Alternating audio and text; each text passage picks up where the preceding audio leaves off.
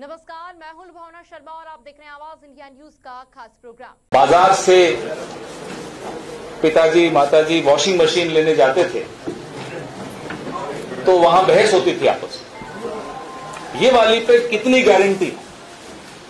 Guarantee शब्द बचपन से हम सबके दिमाग में चिपक गया, अटक गया। फ्रिज हो, टीवी हो, वॉशिंग मशीन हो, जो लेने जाएंगे हम पहले देखते थे कि साहब गारंटी कितने साल की है। तो जब हम सामान खरीदते हैं उसमें गारंटी ढूंढते हैं, तो जब अपनी सरकार चुनेंगे तब गारंटी शब्द का क्या महत्व है ये हम भूल नहीं सकते। कांग्रेस ने प्रचार जो अपना किया है, गारंटी शब्द का इस्तेमाल बड़ा सोच समझ कर किया। सबसे महत्वपूर्ण गारंटी जो मुझे इन सातों गारंटी में लगती है, क्योंकि मैं उदयपुर में पला बड़ा, घर की आर्थिक स्थिति कोई बहुत अच्छी नहीं थी, लेकिन अंग्रेजी मीडियम स्कूल में डालने का एक निर्णय मेरे माता पिता ने लिया, तीनों भाई।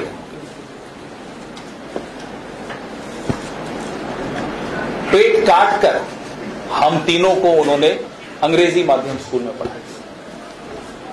पुरानी बात, 4 दशक पुरानी बात। इन लोगों को परेशानी क्या है कि गहलोत साहब ने अंग्रेजी मीडियम स्कूल खोल दिए, तो वो भारतीय जनता पार्टी के नेता जिनके अपने बच्चे लंदन और न्यूयॉर्क में पढ़ते हैं और ट्विटर पे फोटो डालते हैं कि देखिए मेरी बेटी वहां से पढ़कर आई या वहां पढ़ने जा रहा है बेटा, लेकिन एक मजदूर, किसान, छोटे व्यापारी का बच्चा कहीं अंग्रेजी में बात करने लग जाए राजस्थान का, इनसे मुकाबला करने लग जाए, इनकी आंखों में आंखें डाल के इनसे सवाल पूछने लग जाए, तो नहीं आपत्ति। बुला लीजिए अपने बच्चों को पहले लंदन और न्यूयॉर्क से, फिर बात करिए अंग्रेजी माध्यम स्कूलों के खिलाफ। ढोंग देखिए, ये दोगलापन देखिए। मेरे बच्चे तो पढ़ेंगे लंदन में, लेकिन मेरे घर में जो काम करता है उसका बच्चा मजाल है कि किसी अंग्रेजी मीडियम स्कूल में चला जाए। ये क्रांति जो गहलोत साहब लाए, जो कांग्रेस की सरकार यहां लाई राजस्थान में, मुझे लगता है वो क्रांति सब गारंटियों से ऊपर है। पूरा देश बात कर रहा है।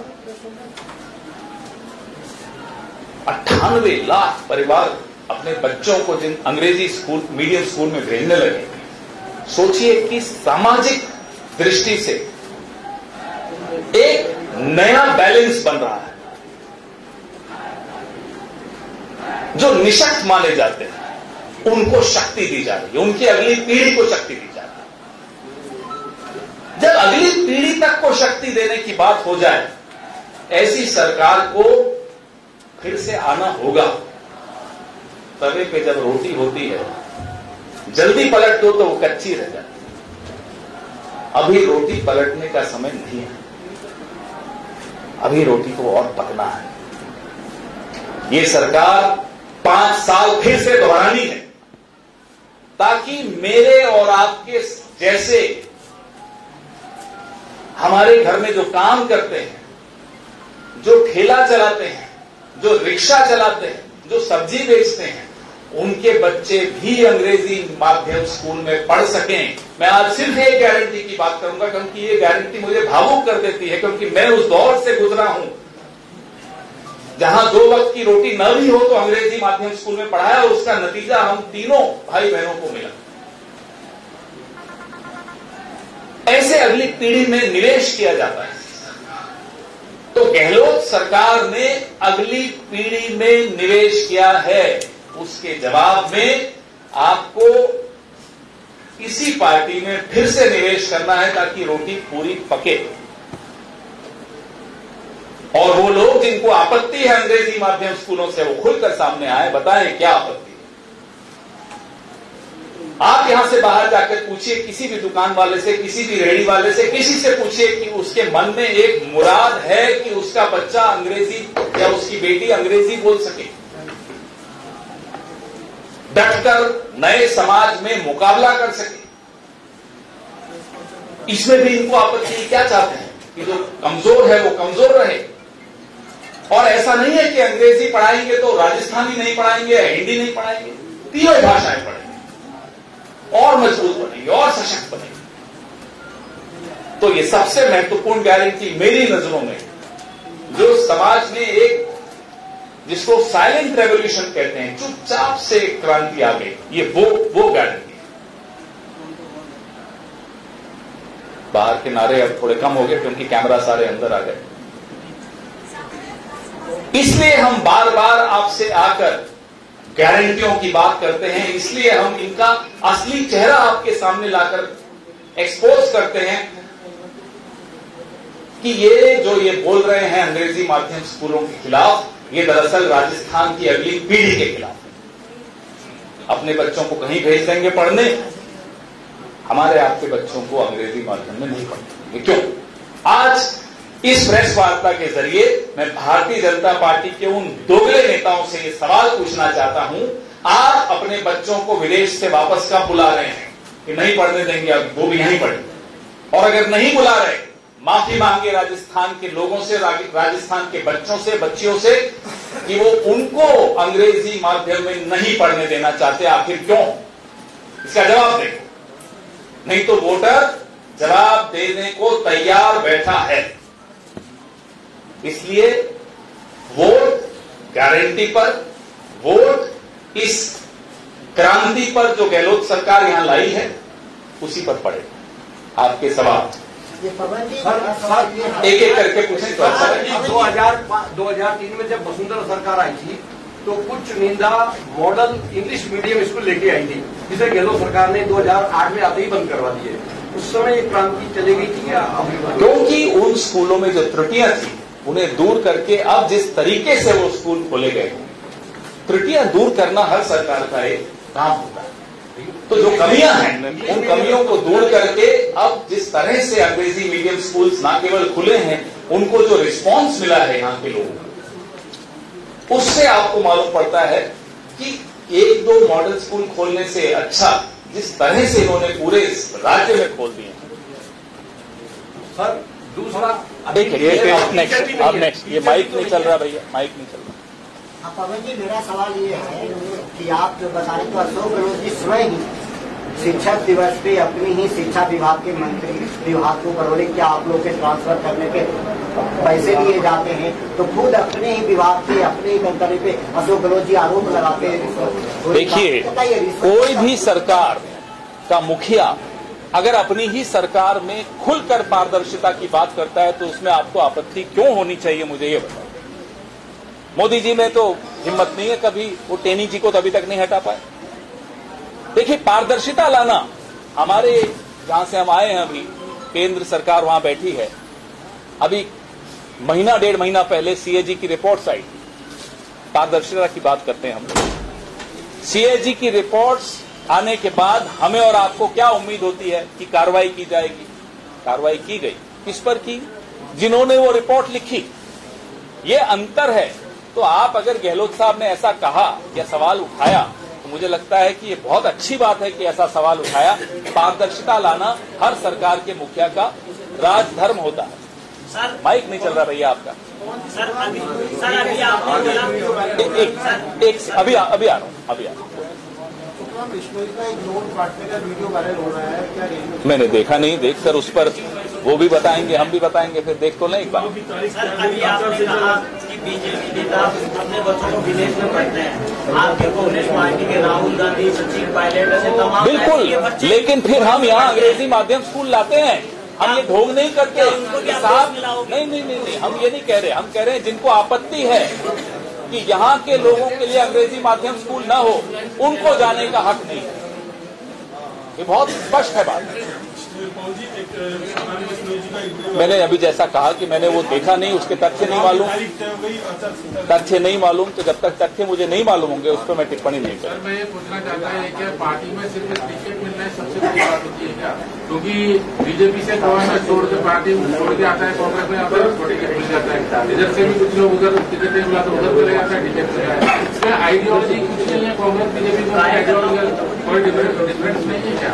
अब किस सीट के बारे में और किस टिकट के बारे में और किस व्यक्ति के बारे में पूछ रहे हैं मुझे नहीं मालूम, लेकिन लोकतंत्र में, चुनावों में एक लक्ष्मण रेखा तो हर पार्टी रखती है, हम भी रखते हैं। हमारी लक्ष्मण रेखा आप जानते हैं क्या है। लेकिन कई बार ये होता है कि कुछ लोग भूल सुधारना चाहते हैं, कुछ लोग मन उनका भर चुका होता है किसी विचारधारा से या किसी पार्टी से, वो आना चाहते हैं। ये होता है चुनावों में, कमोबेश हर पार्टी में ये होता है। आप तो मिले थे अभी। भूलो, माफ करो और आगे बढ़ो, उसी के तहत जो कांग्रेस की 3 सूचियां थी वो जारी की गई। चौथी और 5वीं सूची आई तो भूलो, माफ करो, आगे बढ़ो की चीज थोड़ी पीछे हो गई। वो कई मौजूदा विधायकों के टिकट कट गए। आज वो आरोप लगा रहे हैं, बेरवा भी है कि हमारे कट गए क्योंकि हम जितौनी से सर्वे में मान लेते, लेकिन जिन लोगों ने पार्टी के खिलाफ जगह दी थी उनको टिकट नहीं देना चाहिए। क्या कहना है? मुझे लोगों की टिकट तो 35 की काटी है, क्या दूसरे चलने में 2-3 सूची आई थी उसमें 35 लोगों के टिकट काटे हैं, क्या दूसरे चलने के? देखिए, मैं टिकटों पर ज्यादा बोलूंगा तो बिना ज्ञान के बोलने का लाभ नहीं। मैंने सर्वे रिपोर्ट्स देखी नहीं। सर्वे रिपोर्ट्स के आधार पर सबसे सलाह लेकर एक प्रक्रिया के तहत टिकटें बांटी जाती हैं। समय लगता है, जैसे हमें समय लग भी रहा है, लगना भी चाहिए, लेकिन वो समय सर्वेज को अच्छी तरह से उसका विश्लेषण करके, कोई एक सर्वे नहीं होता, अलग अलग स्तर पे सर्वे होते हैं, उनका विश्लेषण किया जाता है, अलग अलग नेताओं से सलाह ली जाती है, सलाह मशविरा के पश्चात टिकटों का वितरण होता है।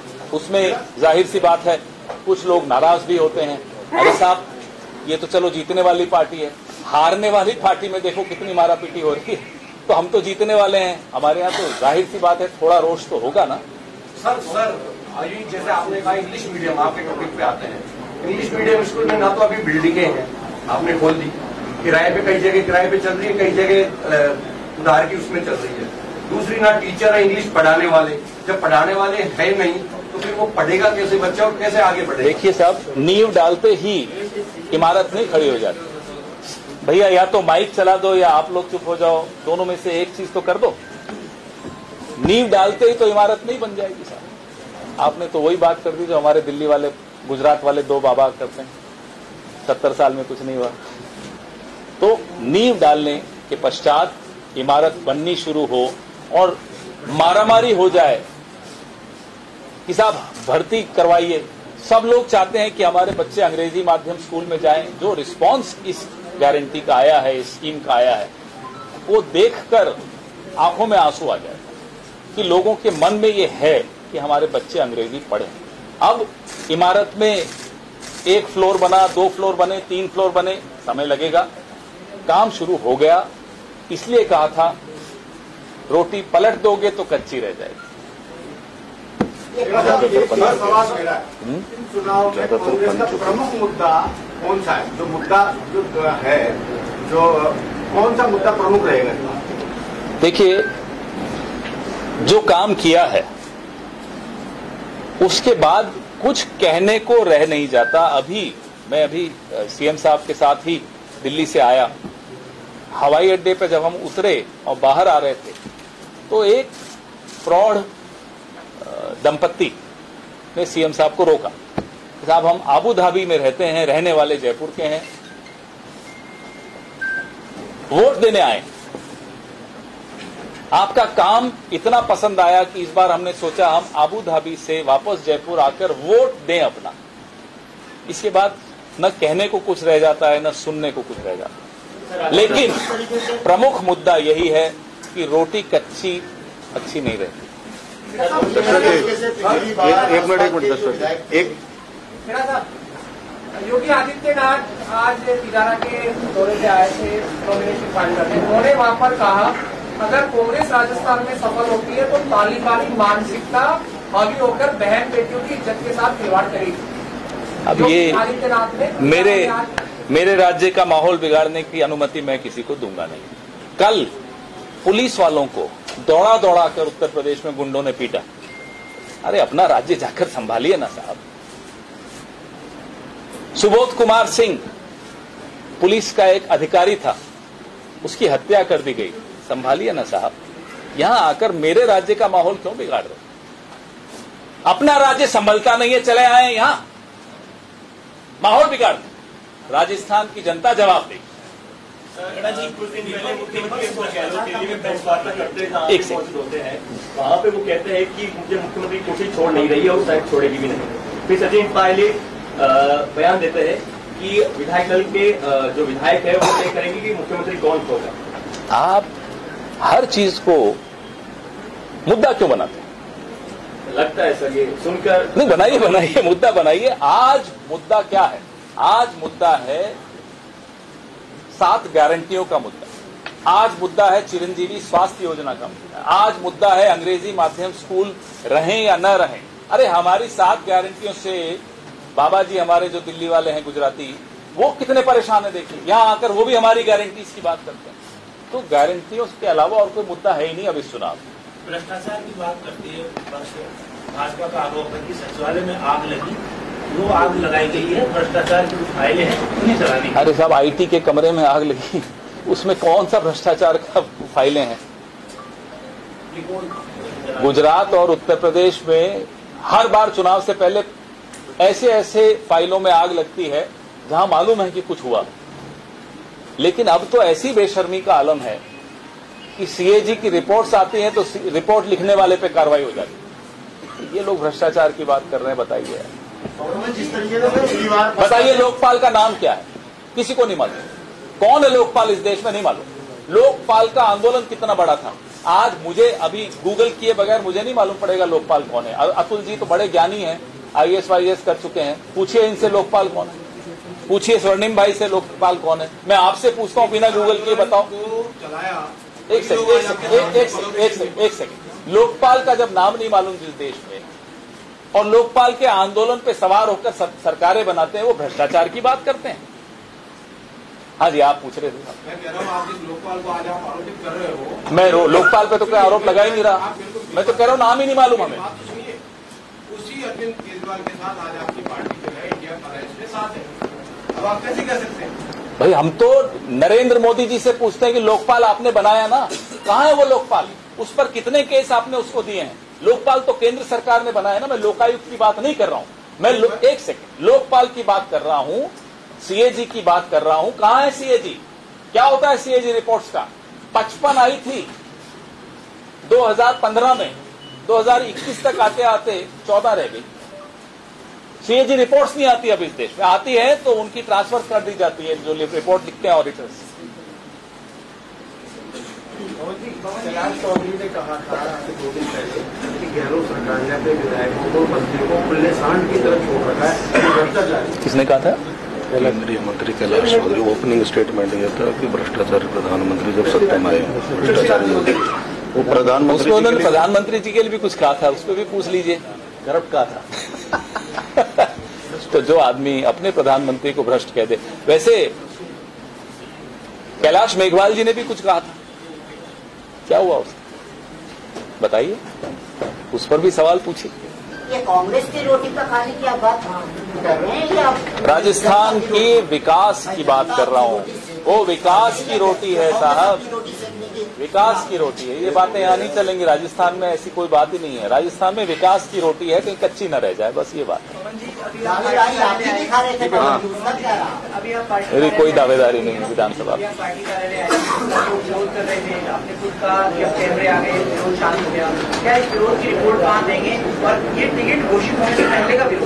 नहीं, मेरा काम नहीं है टिकटों में मैं हस्तक्षेप करूंगा नहीं। इससे मेरा ये काम नहीं है कि वहां रिपोर्ट दूं जाकर। जैसा मैंने कहा कि हारने वाली पार्टी में हालत देखिए, मारामारी हो रही है। कल राठौड़ साहब और वसुंधरा जी की कितना झगड़ा हुआ।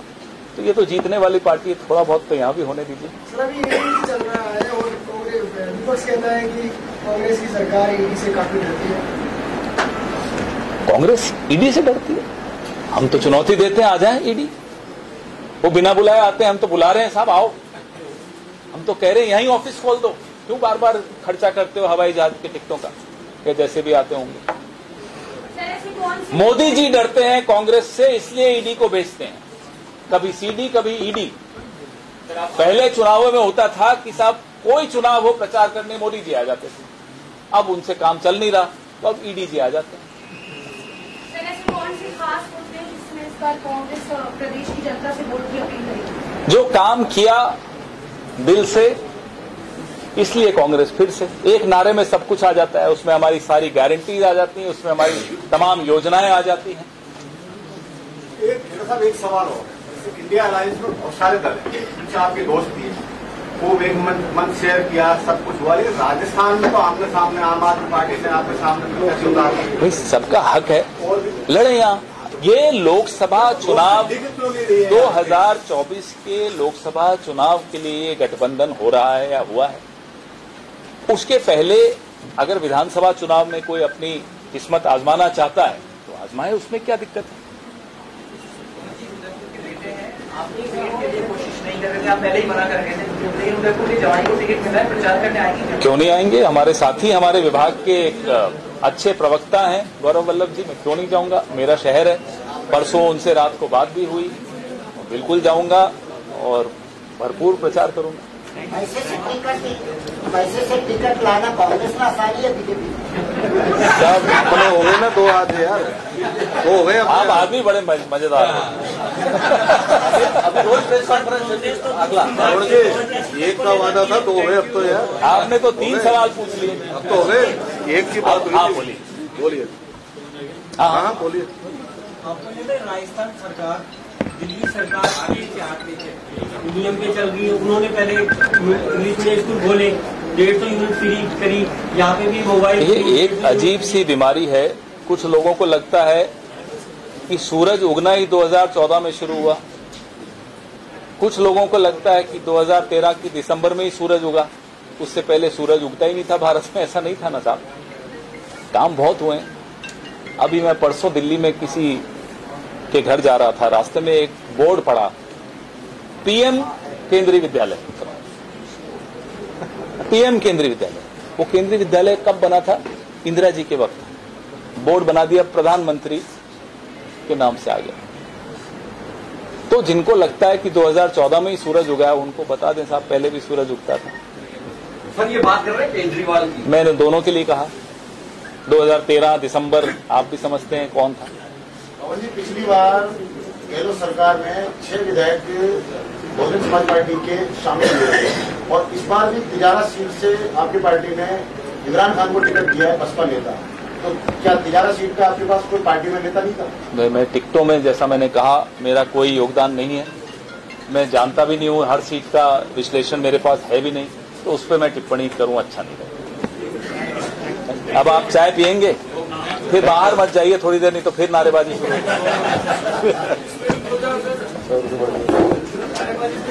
बोल दिया ना मैंने। वैसे आप लोगों को बधाई हो, 100 रुपए फिर बढ़ गया सिलेंडर।